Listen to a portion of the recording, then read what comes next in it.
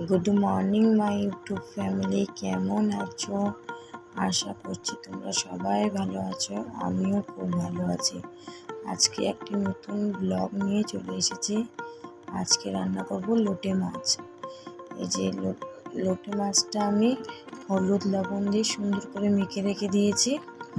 আর এদিকে আমি কড়াইয়ে তেল দিয়েছি। এর মধ্যে জিরা, শুকনো লঙ্কা, তেজপাতা ফোড়ন দিলাম। ফোড়নটা লাল করে ভাজা করে তারপরে এর মধ্যে আমি দিয়ে দেবো পেঁয়াজটা লাল লাল করে ভাজা করব, হালকা হালকা লাল করে ভাজা করে পেঁয়াজটা এই যে আমার হালকা লাল করে ভাজবো।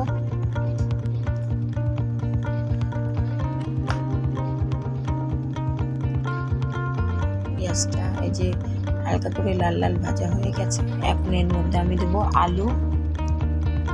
আলুগুলো হালকা করে লাল করে ভাজা হয়ে গেলে সব আলু দিয়ে দেবো। আর এই লটকা মাছের রেসিপিটা এমনিও মশলা দিয়েও করা যায়, কিন্তু আমাদের ঘরে যেহেতু আলু একটু পছন্দ করে তাই আমরা আলু দিয়ে বানাই। আলু দিয়েও টেস্ট লাগে, আর খালি মশলা দিয়ে ওটাও খেতে খুব টেস্ট লাগে। ঠিক আছে, এই যে আমি আলুটা দিয়ে দিয়েছি কড়াইয়ে, পেঁয়াজটা হালকা হালকা লাল ভেজে। তারপরে এখন আমি এটাতে হলুদ লবণ দিয়ে সুন্দর করে হালকা আঁচে ভেজে নেব। এই যে আলুটা হালকা হালকা করে ভেজে নেব। আঁচ কমিয়ে ভাজবো না, ছাড়া পেঁয়াজটাও পুড়ে যাবে, আলুগুলোও পুড়ে যাবে। সুন্দর করে আঁচ কমিয়ে আলুটা আমি ভেজে নেব। 5 থেকে 6 মিনিট আঁচ কমিয়ে কমিয়ে ভেজে নেব। আর এদিকে যেহেতু আমি মিক্সচারে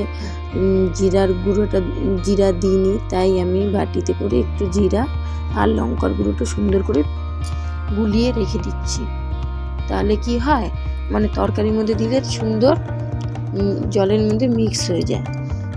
আর এদিকে আমি ওই যে মিক্সচারে রসুন, আদা, পেঁয়াজ আর কাঁচা লঙ্কা বেটে রেখেছিলাম, ওটাই আমি এখন এটাতে দিয়ে দিলাম।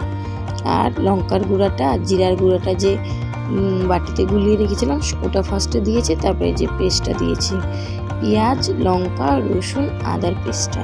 আর এখন আমি টমেটোটা দিয়ে দিব। টমেটোটা দিয়ে সুন্দর করে কষিয়ে নিব, আঁচ কমিয়ে কষাবো। তাহলে কি হবে, আমার তরকারিটা পুড়বে না। আঁচ কমিয়ে কষালে আলুটাও সিদ্ধ হবে, তার সাথে সুন্দর একটা কালার আসবে। এই যে আমি আঁচটা কমিয়ে কষিয়ে নিচ্ছি। আবার আমি ঢাকা দিয়ে দিলাম। ঢাকা দিয়ে আঁচ কমিয়ে, তখনকার আমি লঙ্কার গুঁড়োটা আর হলুদটা একটু কম হয়েছিল, তাই আমি এটাতে হলুদ লঙ্কার গুঁড়ো মাখিয়ে 10 মিনিটের মতন রেখে দিয়েছিলাম।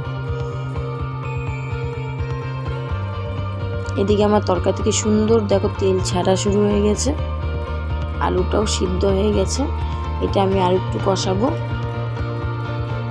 ঢাকা দিয়ে দেবো 5 মিনিটের মতন। আঁচ কমিয়ে কষাবে, তাহলে আঁচ কমিয়ে কষালে কি হয়, তরকারিটা পুড়ে না, সুন্দর তেল উঠে যায়। এই যে আমার তরকারিটা দেখছো, 5 মিনিট পর আবার ওঠানোর পর দেখুন সুন্দর তরকারির মধ্যে দিয়ে সুন্দর একটা তেল বার হয়ে গেছে। দেখো তেলগুলো সুন্দর বোঝা যাচ্ছে। এখন আমি তরকারিতে জল দিয়ে দেবো।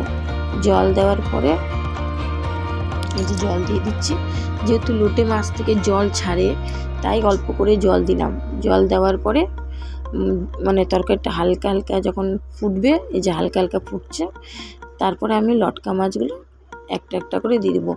আর আমি তরকারির মধ্যে অল্প একটা জিনিস দিতে আমি ভুলে গেছিলাম, ওটা হচ্ছে চিনিটা দিলে কি হয়, হালকা একটা তরকারির কালার আসে, আর একটু খেতে টেস্ট লাগে। আর যারা চিনি খেতে পছন্দ করে না তারা না দিলেও চলবে।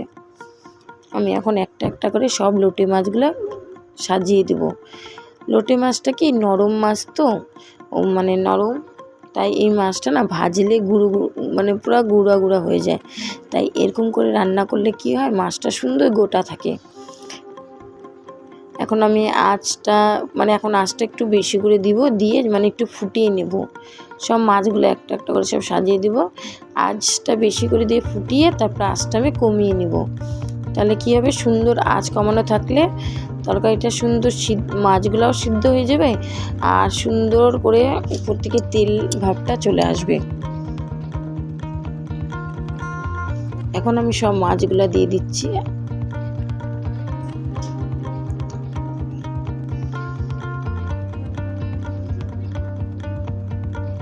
যারা আলু দিয়ে মানে খেতে পছন্দ করে তারা আলু দিয়ে এইভাবে রান্না করলেও ভালো লাগবে, আর যারা আলু পছন্দ করে না তারা এমনিও মশলা দিয়ে বানালেও মানে ভালো লাগবে। এই যে আমার তরকারিটা, এখন মাছ সব দিয়ে দিলাম, দিয়ে এখন ঢাকা দিয়ে দেব। ঢাকা দেওয়ার পরে তরকারিটা এখন ফুটবে, ফুটানোর জন্য একটু আঁচটা বাড়িয়ে দেবো। যে দেখবো তরকারিটা পুরো টকবক করে ফুটছে, এখন আঁচ কমিয়ে দেবো। আর দেখবো জলটা শুকায় গেলে এই দেখো মাছগুলো একদম গোটা গোটা আছে, দেখা যাচ্ছে সুন্দর গোটা গোটা আছে মাছগুলা। এখন আমি আবার ঢাকা দিয়ে দেবো, কিছুক্ষণের জন্য ঢাকা দিয়ে দেবো। তারপরে ঢাকাটা খুলে দেখব জল শুকিয়ে গেছে নাকি। অনেকটা জল শুকিয়ে গেছে।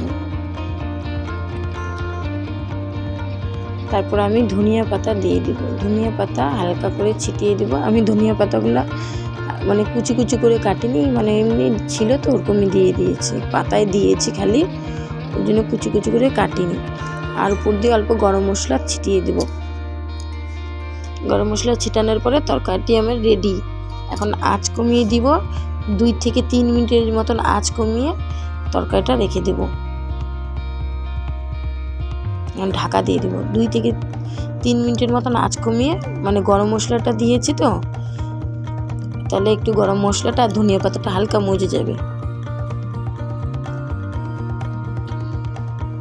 ঢাকাটা খুলে দেখছি আমি, দেখো ঢাকাটা খোলার পরে কি সুন্দর কালার এসেছে না, খুব সুন্দর কালার আসছে।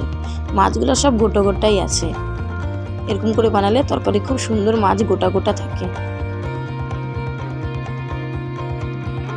আজকের ভিডিওটা যদি ভালো লাগে অবশ্যই লাইক করো, শেয়ার করো, সাবস্ক্রাইব করো, আর আমার ভিডিওগুলো দেখো প্লিজ, আমাকে একটু বেশি বেশি সাপোর্ট করো।